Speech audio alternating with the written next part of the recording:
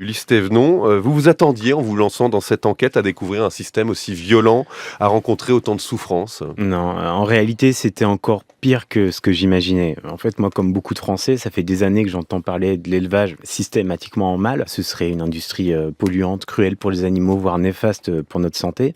Je trouvais qu'on n'entendait pas assez les premiers concernés, les éleveurs, sur ce sujet. J'en ai rencontré et j'ai été surpris de voir qu'au lieu de défendre leur filière, ils se mettaient à la dénoncer. Ils m'ont confié qu'ils étaient devenus esclaves de leurs propres partenaires, les banques, les industriels, les coopératives, qui sont censés les accompagner, les défendre, et en fait qui les piétinent. Vous écrivez: «Les premières victimes, ce ne sont pas nous les consommateurs, ce sont Olivier, l'éleveur qui s'alimente au Resto du Cœur, Daniel qui ne mange même pas ses propres lapins, Sophie et Jean-François qui dorment avec leur fille dans leur voiture».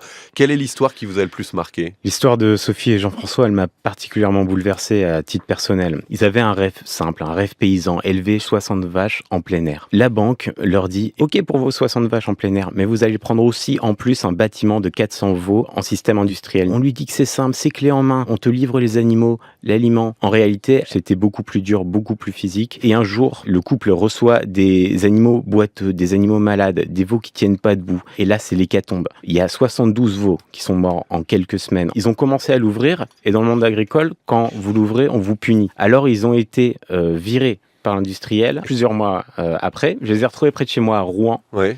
Et là, j'ai découvert qu'ils dormaient dans leur voiture avec leur fille de 4 et 6 ans. C'était devenu une famille en cavale recherchée par les banques et l'administration.